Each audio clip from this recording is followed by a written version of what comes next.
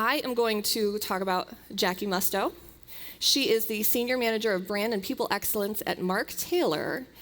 And she joined the council, and she was like, hey, I also like to speak on stage. I do these things. And I'm like, okay, that's great. She's here. She lives here locally, so she came to our innovation lab, and we chatted.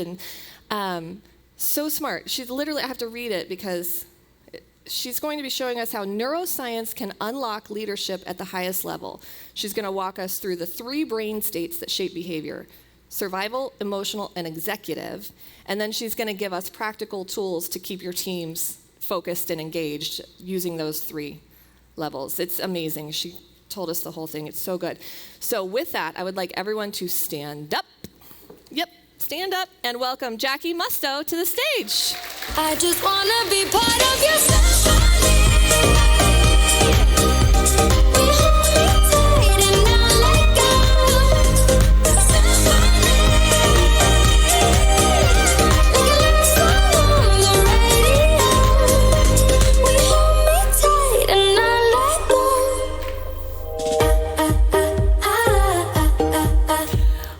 Welcome. We got a mic. Oh, she danced her mic off. Yes. We love that.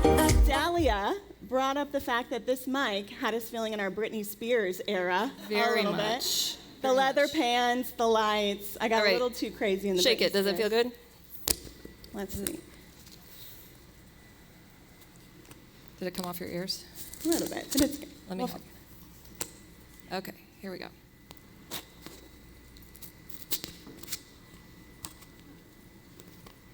All right, no more music so I don't do any more dancing off of the mic. Okay. I can't I'm control getting the it. thumbs up, so you're good. Okay, Hey, this is Jackie, everyone. Thank you.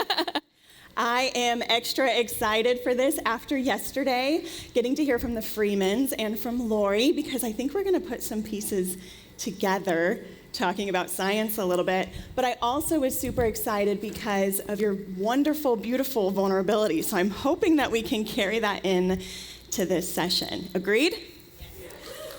Nice.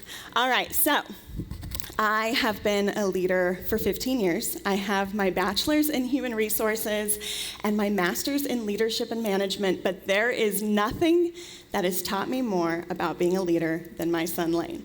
Of course, being a parent in general, or an amazing aunt in general, teaches you how to lead, but my story is a little bit different. My daughter Avery, the firstborn, is your typical firstborn, that one that tricks you into having your second. Because you think you are so amazing at the discipline thing, all you need to do is that quick glance, right? Or stern mom voice, and they're like, yes, right? But then I noticed there was something a little different about my son Lane, pretty much since I could feel those rambunctious kicks. I included an ultrasound picture so you can see that that child has been into extreme sports since utero. Flipping around in there. His rambunctious personality showed our family some challenges by the time he was about 2 years old. In fact, what started as a biting habit turned into aggression and major defiance, and we were asked to leave 3 daycares by the time he was 3 years old. We also received a severe ADHD diagnosis pretty young, and when I tell you, I tried everything. I looked up every resource, read every article, cut out certain foods and all the diets from our family. My 4 family was eating bran basically for months. Nothing worked until we found a preschool that changed our lives. The funny thing about Lane is, even during his worst behavior, everyone always loved Lane because he's sweet and kind and funny until something just triggers in his brain that has him acting a little bit different. So people loving Lane was not new to me. What was new was people trying to understand Lane. And what this school had different was that teachers and parents with children with special needs attended a class called Conscious Parenting. Has anybody heard of this class before? It is amazing. I recommend it, especially if you have neurodivergent children. So what this class did is it focused on the brain states of children and what parents can do to get them to work out of the executive state of the brain. Now I have a little confession though.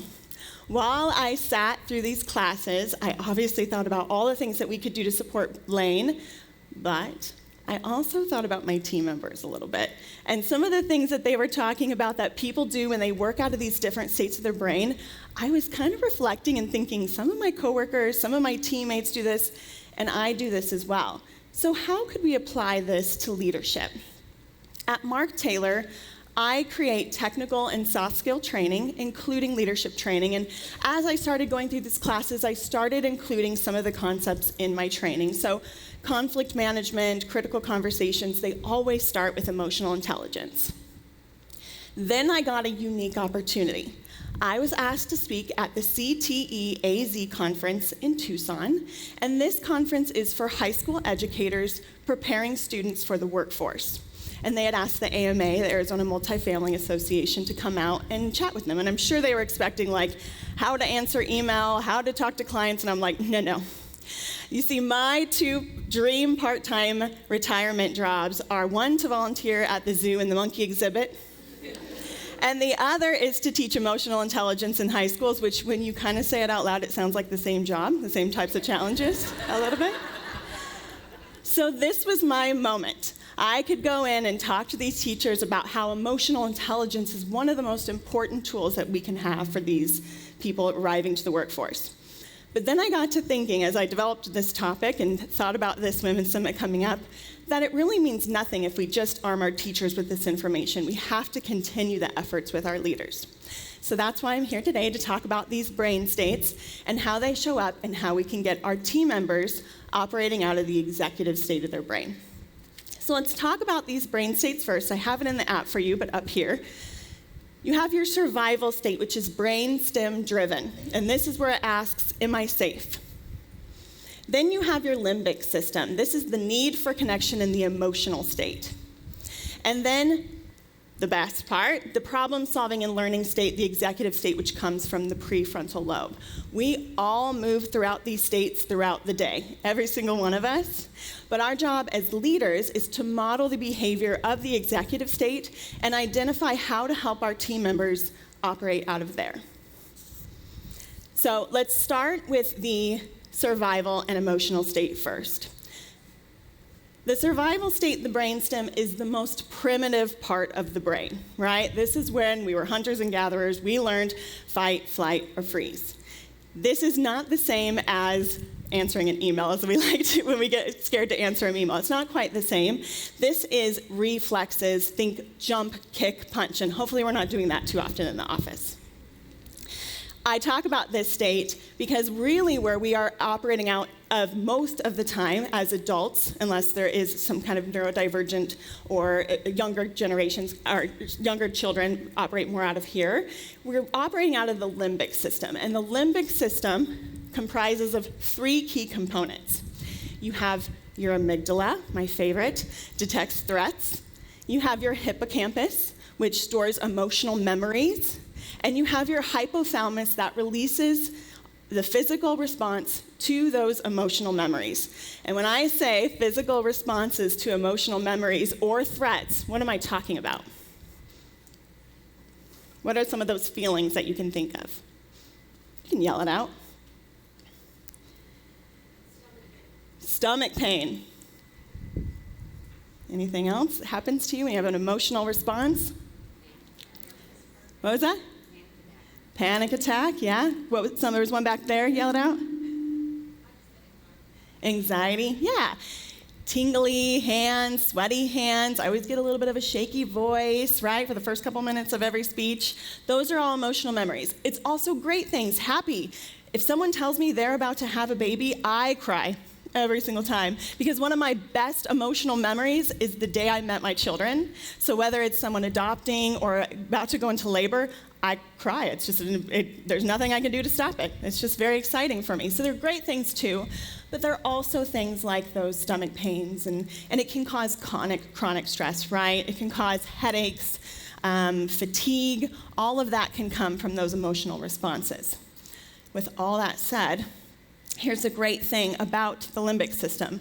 It derives from the word limbus, which means bridge. And what it's doing is it's bridging this gap between this extreme survival state to the executive state of your brain. So when you're having all of those emotional responses and everything else kind of shuts down, your prefrontal lobe, and you don't have access to think clearly, to be creative, to problem solve, or to control impulses, it is the bridge, so you can get there. I want you to think about it, these emotional responses, like watching a horror movie. You're sitting on your couch, popcorn in hand, right? And here comes the killer coming up outside the unsuspecting victim, right? And what are you feeling?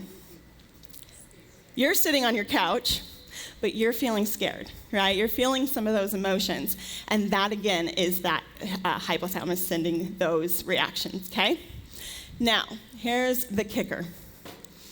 The two parts of the brain that develop last are the amygdala and the prefrontal lobe. And guess what? The amygdala develops first. That kind of sucks, right? Because there's some time during adolescence when that's what we're operating out of because our prefrontal lobe hasn't developed. And when does our prefrontal lobe develop? 25, 24, mid-20s. Can anybody think of the industry that works off of that number? Yeah, isn't it kind of funny? The only place that works off that number is the car rental industry because they're like, your prefrontal lobe isn't developed for quick reactions. And everybody else is like, come work, drink, pay taxes. Let's judge you. Let's judge you on how you get yelled at by residents, right? It's kind of crazy.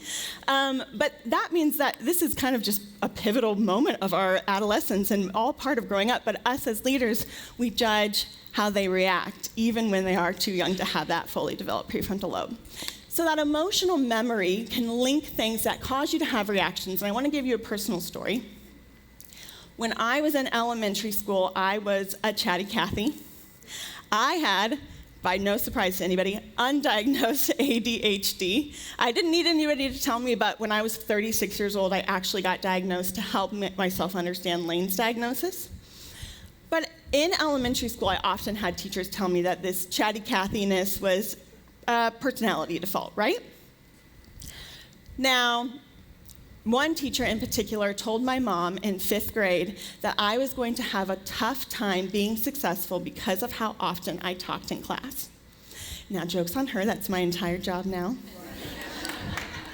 I have not written her a letter or anything yet, but for quite a long time, I brought this with me. I made short stories even shorter, and most importantly, when it showed up at work, was I was afraid to speak in meetings. What you did not see on the inside was my amygdala going absolutely crazy, sweaty palms, of just please do not call on me, I just do not feel like speaking. That was my version of an amygdala hijack, which is what I call when you have those feelings and emotions that do not allow you to work out of your prefrontal lobe. How else does this show up with our team members? Could look like defensiveness when getting feedback, right? Because admitting our mistakes means we're not perfect. It could look like blaming others for those mistakes, because we're not in a place where our prefrontal lobe is allowing us to learn. It could look like quick jumps to conclusions when you get that email, right? Or hey, can you meet with me today? Should I start packing my bag? Right? Take down all my pictures just because somebody asked for a meeting. It could look like reactivity, job hopping the minute things don't seem like they're going right. Those are all things that we see from our team members. Everybody agree? Yes, and that's all coming out of our emotional state of our brain. Okay, so I want us to get into the mode of an amygdala hijack, which is my favorite name for when we are acting out of our amygdala. And I want you to think of a time, the last time that you had an amygdala hijack, the last time that you let your amygdala take the lead and not use your prefrontal lobe to make a decision or have a reaction. It does not have to be anything crazy. I work right across the street. I drive that 101 every day. I know at least one person in here flipped somebody off on the way here. That is amygdala hijack, as easy as it sounds. It can be personal or professional life. Take a second, and I'm going to ask a few of you to share.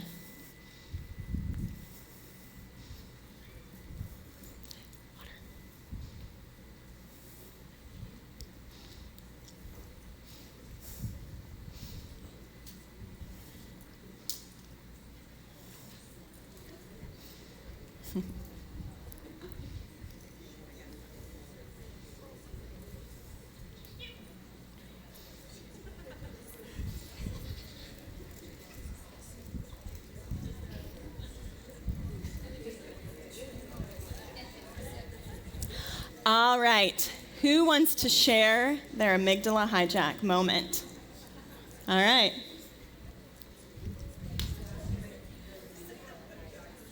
I go straight to my amygdala when my daughter says, "Mama, mama, mama, mama, mama, mama, mama, mama, mama, mama." Gosh. Yeah. It's like an invasion of my brain, and I want to scream and lash out. Mama, mama, mama, mama, mama. Are y'all feeling that? Yeah. I'm in my amygdala when that happens. Lane loves police noises, and I always say, like, after 10 minutes of woo, woo, I'm like, you're tap dancing on my amygdala right now. Kid, I don't think I can handle it anymore. All right, who else? Thank you. So I actually have one from yesterday morning. Nice. I came into this room and there were all the towels laid out and they were mostly full, and I had jeans on. I did not have yoga pants. And all of a sudden I just had this rush of feeling like I was back in middle school, and I was like, oh, I'm not dressed right and there's no space. And I actually left. Oh. I went back to my hotel room and I worked for a couple hours and came back for lunch. Oh my gosh. That's a great example. Thank you for sharing that. One more? All right, over here.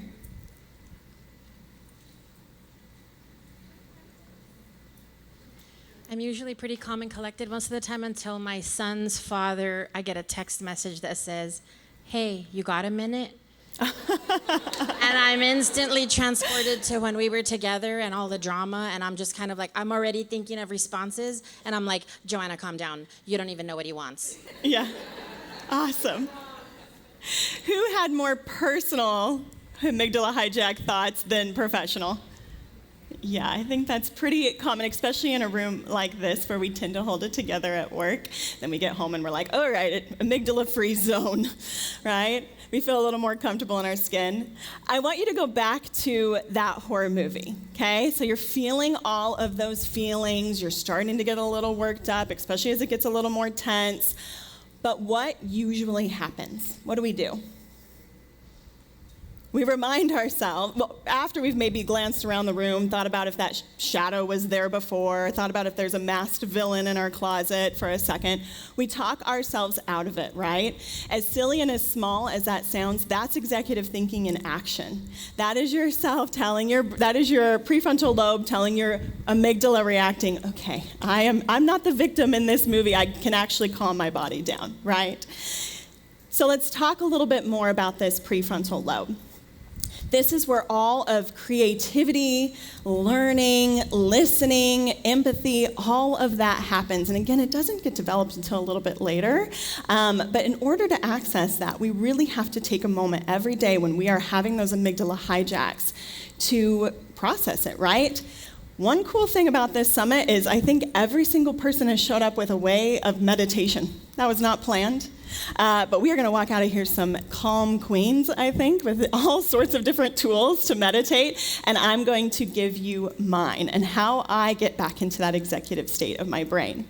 I want you to write down 3 to 5 things that when you are working at your best, when you feel like you're in your executive state, what you're doing. Maybe that's listening more, maybe it's problem solving, maybe it's empathy.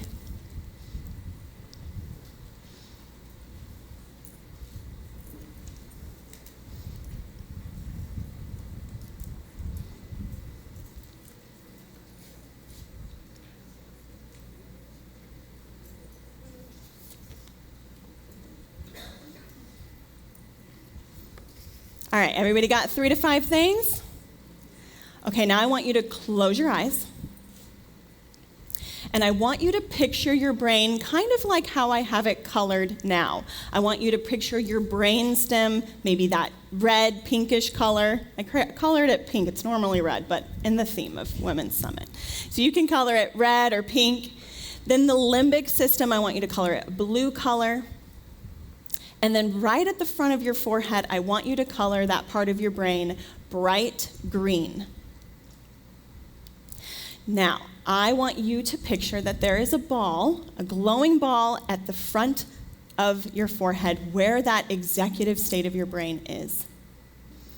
It's shining really bright. And I want you to put the words that you just wrote down in the ball.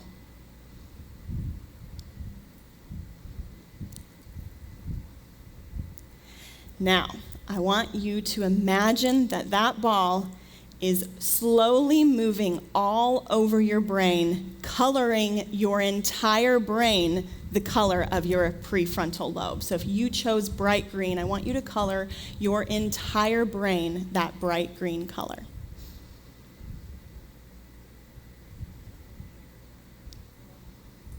And I want you to take a really big breath. All right, and open your eyes.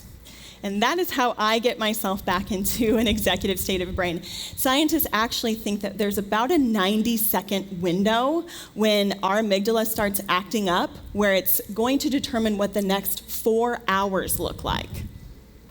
So if you can catch yourself and try one of the meditation tools that you've learned either today or yesterday, you can actually keep yourself from having all of this anxiety and emotional turmoil for 4 hours. So some of those tools that you learn, I'm hoping really help you keep you from that. Okay, before I get into the tools and tricks for helping our team members, I want to add one more layer, because helping our young adults operate out of the executive state of their brain isn't just about high performance or team camaraderie, it's also about retention. Has anybody heard of Maslow's hierarchy of needs? Awesome. It's the difference between a transactional leader and a transformational leader. Abraham Maslow designed this pyramid in 1943 as a way to understand what motivates people to get them working at their best, to get them working out of self-actualization. So you have your physiological needs and safety needs, which are food and making sure we're not going to get fired, right? Very basic transactional manager level items. Love and belonging and esteem, making sure you feel that connection. And then you have self-actualization, feeling like you are part of the bigger picture, feeling like you belong, that you are doing what you are supposed to be doing. But I want you to see, either in your app or up here, how these connect to each of the different brain states. So you have the survival state that links to the safety and physiological safety, right? Physiological needs. That's survival. If somebody is not getting those met, they will stay in survival mode.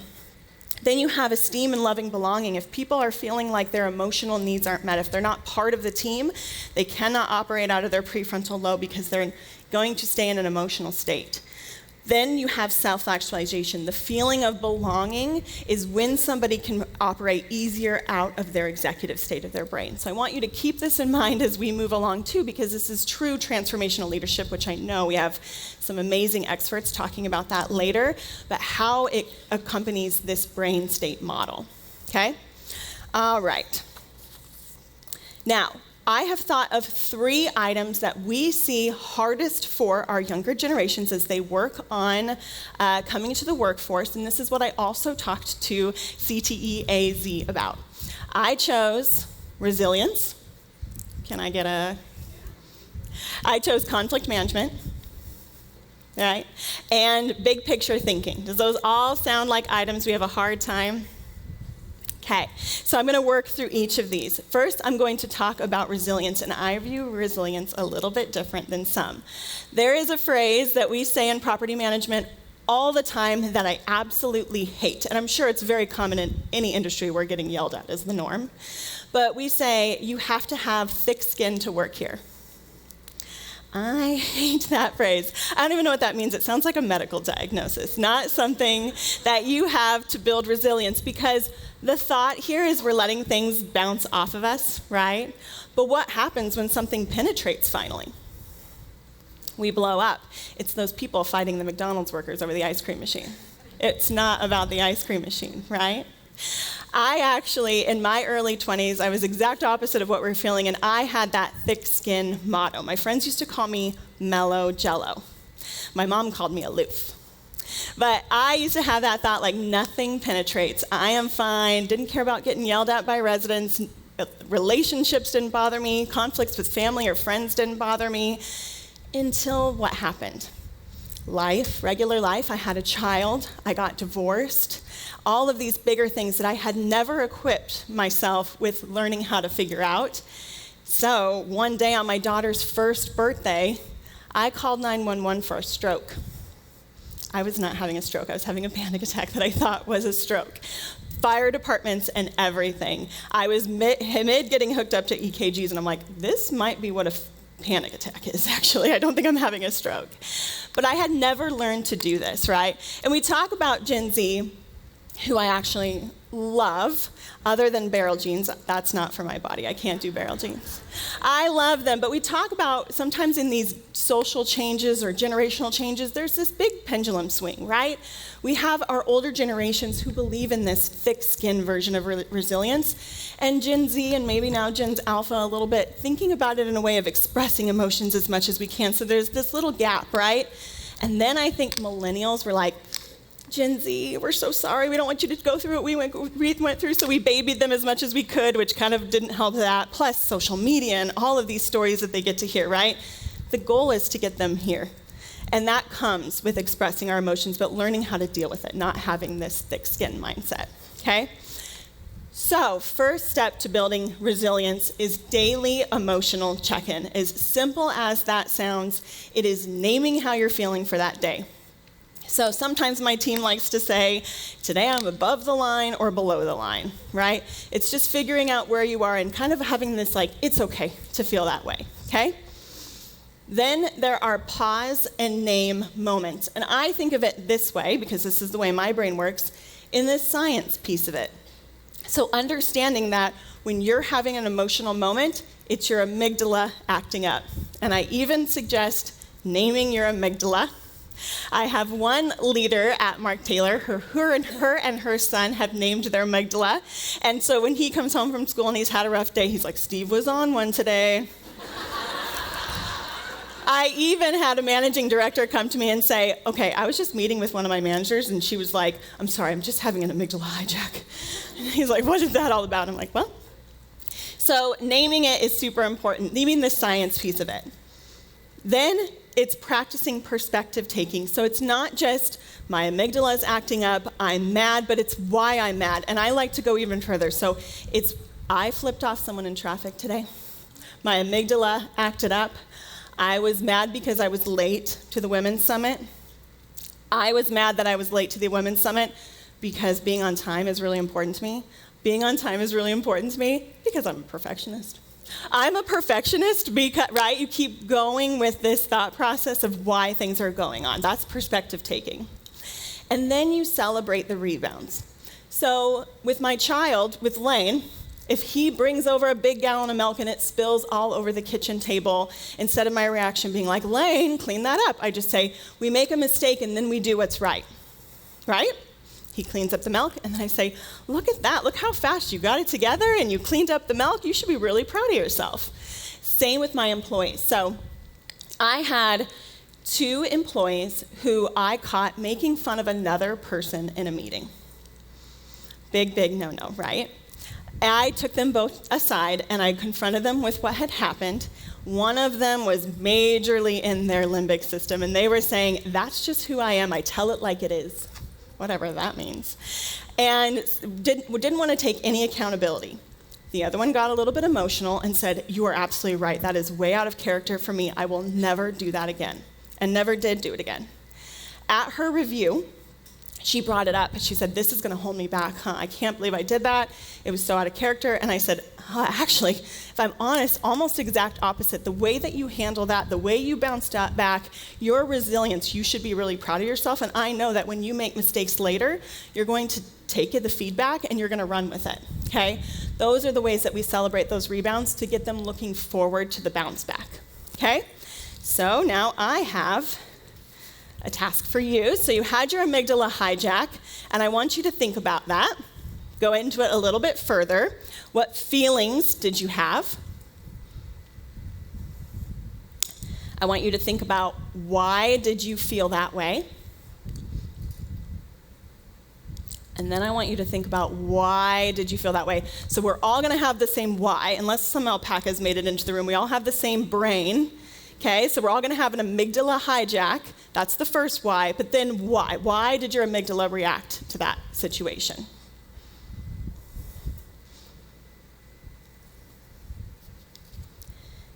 Then I want you to think about what lesson did you learn?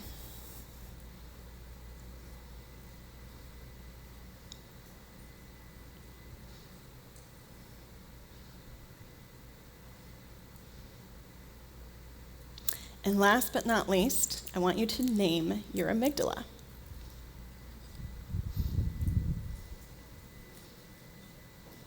Okay, so what feelings did you have?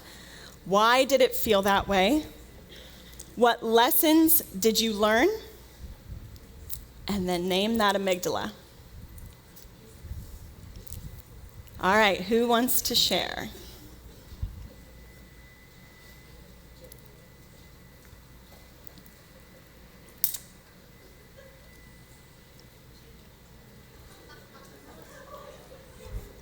Anybody want to share? Got it.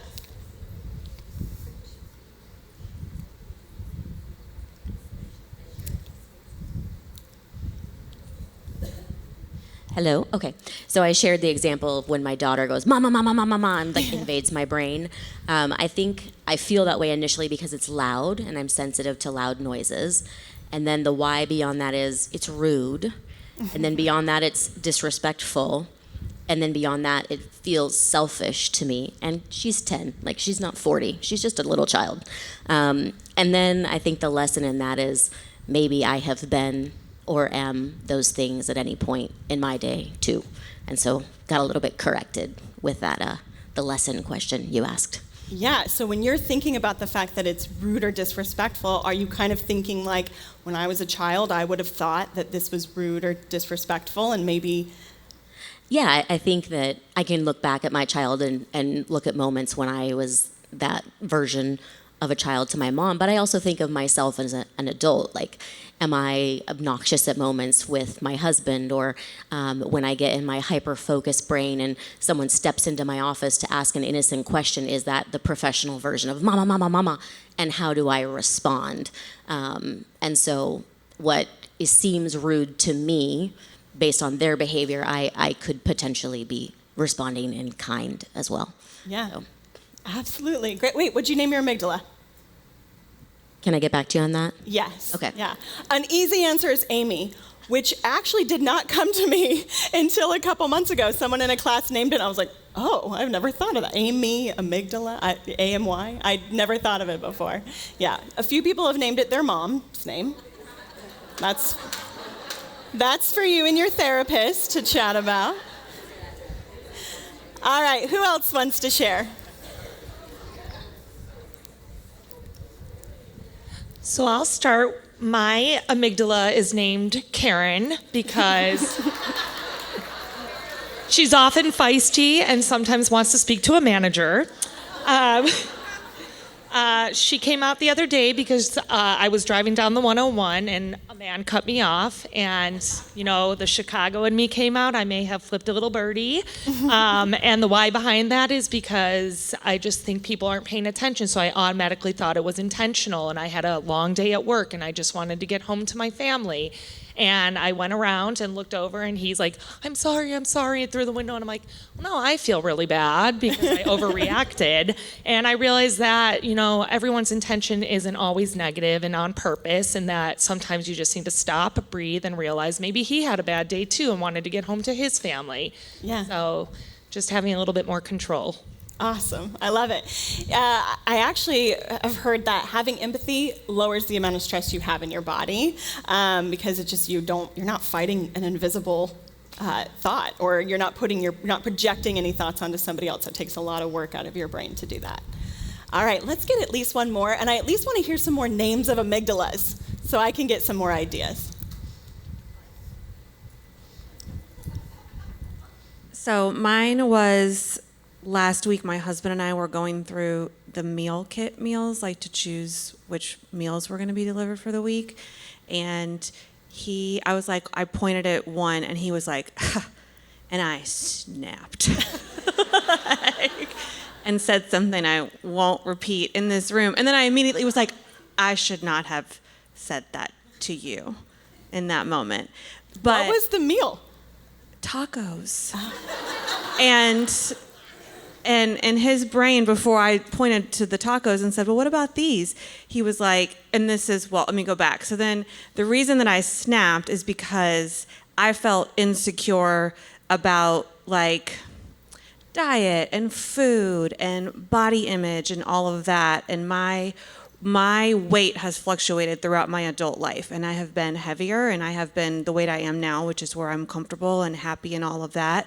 And people don't realize that people often compliment, particularly women, when we're thin or in shape or whatever, and I can't tell you the number of men who have said to me, like, you're wasting away. And I'm like, I could do more push-ups than you any day of the week. So let's talk about who's wasting away. But no one would ever say, like, you've put on a few pounds, Jody. Like, nobody ever says that. But people make comments about you when you're thin or in shape.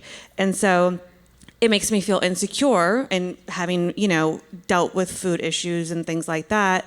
So that was kind of the trigger. But then what I realized is he was thinking if it was up to Jody, we'd have tacos every day for dinner. He's like, actually, you just ask for this every single night. Yeah, which is probably true. So I learned in that moment, like, no, he just knows me and my love for tacos, and was already thinking, I bet Jody's going to pick these tacos that are like an option here. And I named my amygdala Rachel because I just feel like Rachel would snap at somebody. Not if there's a Rachel in here, I'm sorry. But I know. The poor Karens, I don't know too. why I'm so Rachel sorry. just popped into my head, and I was like, Rachel would also tell her husband to F off. So, yeah, Rachel. Love it. Thank you. Thank you for sharing. All right. Anybody else? Can we get some? Yeah. Awesome. Yeah, that's perfect. So random, but I just came. Okay, so my cousin and I have always had this thing where Michelle, and then she's Trina, and then like Sasha is her alter ego. Mine has been Michelle. So when it's something silly, dumb, bad, mischievous, whatever we've gotten into, it's like, that wasn't me, that was Michelle. Yeah. So I feel like that's who would respond like that. Perfect. So- yeah. I mean, I do that a little bit. I'm like, that wasn't me. That was my amygdala. Like, I wasn't me. Perfect. One more name. I want to hear one more fun name. Yeah. So all my life, I've always said it's my evil twin, Loretta. My name is Laura, so. Perfect. Perfect. All right, so that's one of the tools that's some of the tools to take back. I don't know if you've noticed, I have also included some cards on your table for you to take away as well. I've got a few more sections to cover, but I wanted to make sure you got a chance to see those. So the next thing is conflict management. Obviously, this is huge in our industry, but also with others. But it's a big, big part of emotional intelligence. Harvard actually did a study not too long ago with CEOs, and they ranked emotional intelligence, 71% ranked it over EQ. So the ability to manage conflict, think clearly in times of stress, were much more important to them than actual skill. And that definitely includes conflict management with our team members. So hands down, the number one way to get better at conflict is to be involved in more conflict, right? There's no 4-step program that's going to get you to be a master at conflict, and that's coming from someone who is a trainer and created a 4-step program. That's why I always include emotional intelligence in every single conflict management class. So the more conversations that you can encourage, and like the Freemans brought up yesterday, the less you are to avoid it, the more you can allow them to practice. The next thing is we need to eliminate this winning conflict mindset. It puts a lot of pressure on conflict, right? Every time I'm teaching a conflict management class, I'm like, what's the best case scenario once you're done with the conflict with the resident? And they're like, they get evicted, like almost in unison. And I'm like, no, you guys, no. Bring it back for a second. It is actually when they come in, right? And they're like, I'm sorry because you handled it so well. That should be the moment, right? And you're supposed to be viewing this as a partnership to get this done. Sometimes in conflict, there's going to be two winners. Sometimes there's going to be two losers. But the goal is that we come together to come to an agreement, right? And if we can approach conflict that way, especially when we're talking about it with young adults, they can get their brains wired to not feel the pressure of winning a conflict situation. Then we need to make sure that they recognize feedback as a gift. It's not a threat to their existence if they're feeling in their perfectionism range in that limbic system. It is a gift for them to get better. When somebody tells me that they're ready for the next step, I'm like, get ready for a lot of feedback. Are you ready? Because that's how we're going to get you there, because I care about you so much that I want to make sure that you are doing all the things that you need to do. And then, along with every single part of this process, we're going to encourage the accountability. So when they have a conflict, it's asking, what would you have done differently in the situation? How did that person help solve this conflict? It's not just about, again, the them versus them, right? So the next activity we're going to do is you're going to think about either your amygdala reaction, or maybe it's that conflict cycle that you had with the Freemans yesterday, and I want you to muster up some empathy for that person. This can be really hard. I want you to think about the conflict you had yesterday, or your amygdala hijack today, if it involved another person, and I want you just to muster up some empathy. I don't know if you heard me yesterday. I wrote down victim for both me and the person I was having conflict for. It was tough for me to muster up some empathy. Nobody, though, is harder for me to muster up empathy for than the man at the gym that chews his gum really loud in the sauna. I am still working on that one. As we go around, if you want to help me with empathy for that, I would love it. All right, who wants to share their empathy that they've gained for someone?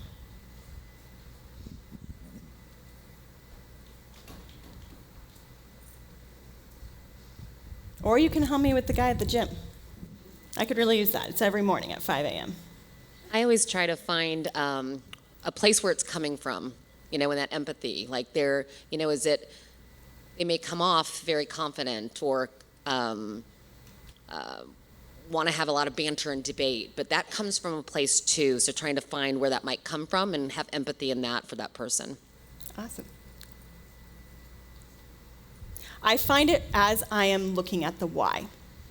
So I told you why something would make me feel upset. Maybe it's because I'm feeling a little bit perfectionism, which likely I'm feeling that because it came from my mom, right? But as I start to work that out, I'm like, okay, well, why is she that way? Why did she present herself that way and parent that way? Sometimes I get all the way down to my grandfather being in Vietnam War, right? Because at some point, something has happened that made her that way and him that way and then me that way, right? I get working into it, but the more you can muster up the empathy and more you can think about the why, the easier it is to let it go. All right, another question. What is one thing you did right in the conflict or the amygdala hijack situation? And what is one thing you would do differently next time? Think about that. And if anybody wants to share.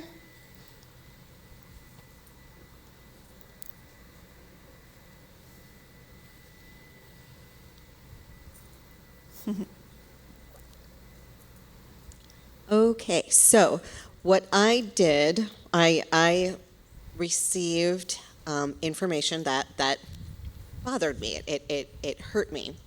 And my hijack was I wrote a response that was probably this big.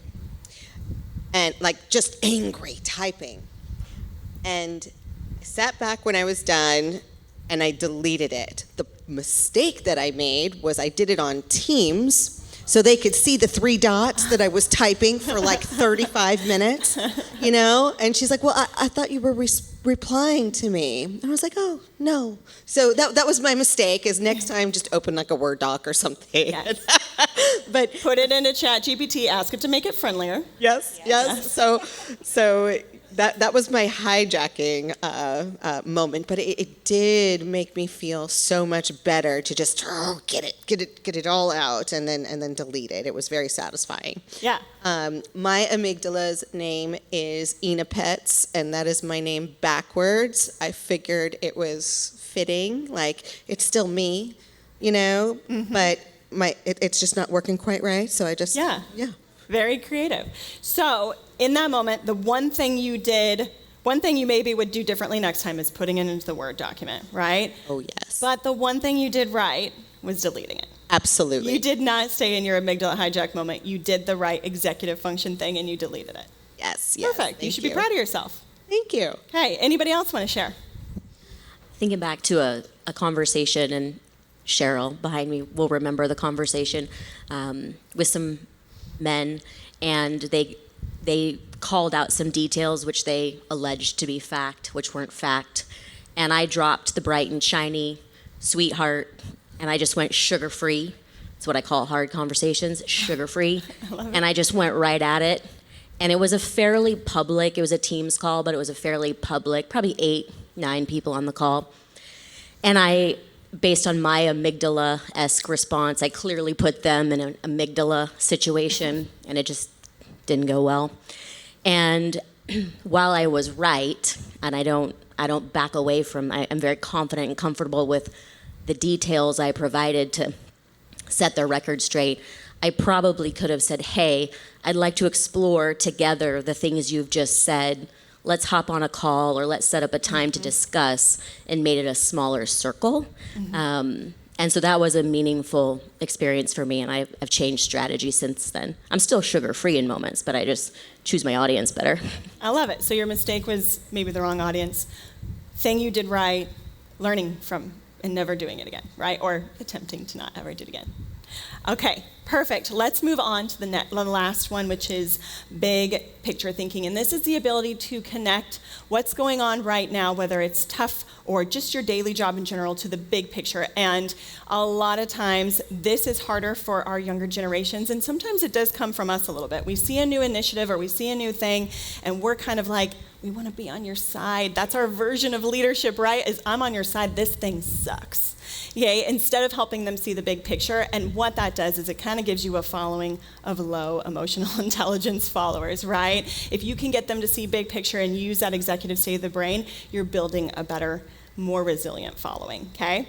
So this is where that executive state self-actualization comes in, the ability to see themselves in it. So one of the most important things is setting clear expectations and helping them understand the why. Setting clear expectations and also having a clear set schedule. Our brains make 30,000 decisions each day. That's like the average amount of decisions. In property management, I think that might be 60,000 decisions each day. And obviously, a lot of those are subconscious decisions, blinking, waking up, things like that. But the more decisions we make during the day, the less brain power we have for big decisions. So if we can make somebody's main job, 60% of their job, very routine, it helps leave more brain power for the rest of the stuff, right? So that's one way to get people to have that brain power.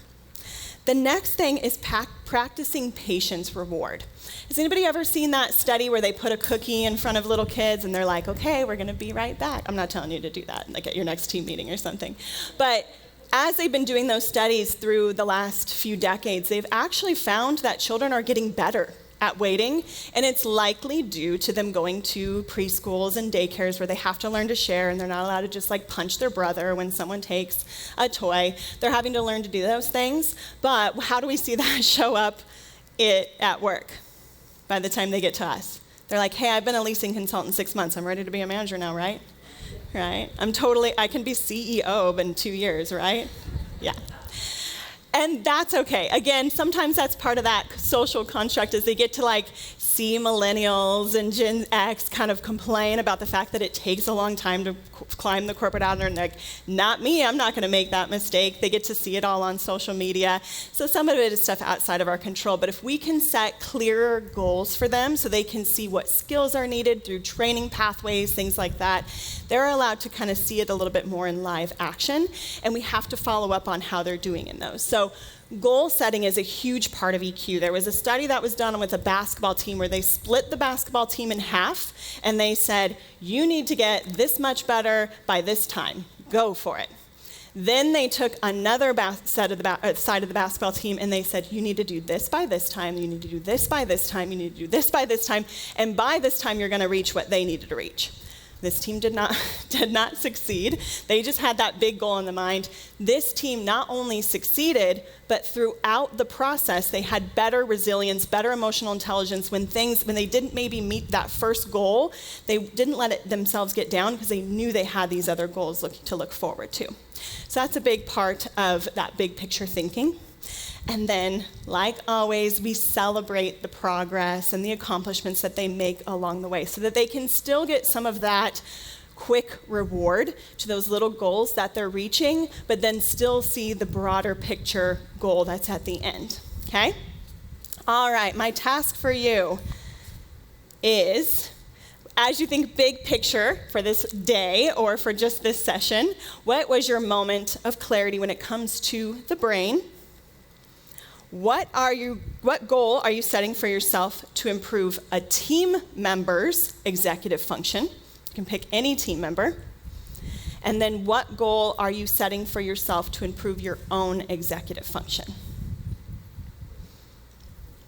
So what was your moment of clarity? What goal are you setting for yourself to improve a team member's executive function? And then what is your goal?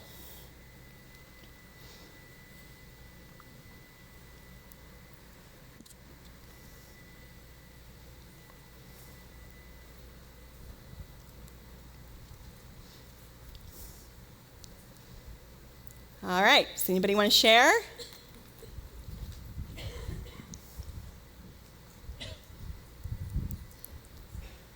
Instead of a mic, do we need round shots of coffee? Or just shots in general? Anybody?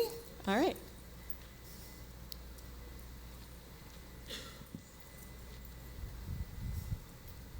So like you, well, first of all, I can't help you with the gum situation. I was in a room this week with everybody chewing potato chips, and I had to leave the room. So I get you. Can't do it. Yeah. I think it's my ADHD. I love it. So maybe there's a name for it. Yeah. I don't remember what it is, but it's real. So I think for me, having studied emotional intelligence for many years as well, somebody once did a session on embracing the pause, or it's in the pause. And I think the aha moment is the reminder that we can teach ourselves through your visualization as an example, or whatever we do to remind ourselves to like pause before we react. So I love that. I'm all green, at least in my head. So we'll see if I can remember that. Yeah, love it. Anybody else? Yeah. Yeah, I think just the stair-step goals, we have regular kind of check-ins or stand-up calls, among different groups within the team.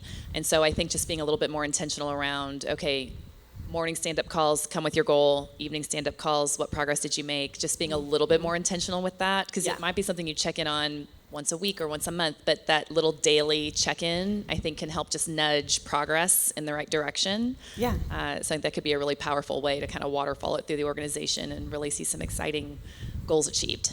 Yeah, I think it's very easiest to fall into see you next year at your next review, right? We forget to set those little tiny goals throughout the year, and we'll talk about it again in next month or even next week.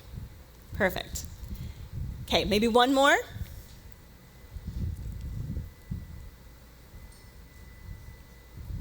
Anybody else? Need a moment of clarity or what goal you're setting for yourself? Perfect. Dahlia, don't make me cry again. I won't, I promise. I'll be more professional on this round, talk about work. I deal with somebody who has low empathy and is not aware of how they impact others when they deal with them, and that is my direct report. So I tend to not have a whole lot of patience, I don't create a whole lot of space, and I really do avoid talking to them if I can. So my moment of clarity is to try to have empathy. That is my equivalent of the dude in the gym for you, which is really hard for me to do because I don't really I'm going to be honest with y'all because that's what I did yesterday. I don't appreciate them as a human at all, so I don't respect them at all personally, but I still have to manage them. So my moment of clarity is, though I don't like them in any way, shape, or form, I'm going to stair-step goal my way into getting them to care more about how they impact everybody that they come in contact with. And I'm going to, my goal is to have more patience when they don't get it. Yes. It's your direct report, so I can't really tell you, like, forget them, right? But yes, and then another thing would be is when it is absolutely driving you the most crazy, it's when you're in your emotional state, right? And if you can get to your executive state is when it will drive you, because you'll realize this is one moment in time. This person could put their resignation in tomorrow. They'll never affect me again. Or, it's one person out of millions or tons that I lead as the VP of stuff, right? That's a lot of responsibility, and this is just one person, right? Okay, so I'm going to leave you hopefully maybe with one more moment of clarity, okay? And it's a tough one. No matter what, even if you are operating out of your best, most amazing state of executive thinking, prefrontal lobe is just firing on all cylinders, you are not going to save everybody. It's really tough to hear, especially for a group of high achievers like we are. You will feel that pain the most, though, when you are not operating out of the executive state of your brain. You can think about it big picture. You'll realize you'll be able to congratulate yourself for doing all the things you knew that you needed to do to model behaviors, to help them get to a certain place. And if they simply can't, you cannot take it hard on yourself. But the goal is to recognize the behaviors that you see for emotional state, survival state, and help them get there. And always think of somebody as possibly another little lane, always upside down. Another little lane joining you, looking to just be understood and hoping that you can learn to love them and what's going on in their brain. Thank you.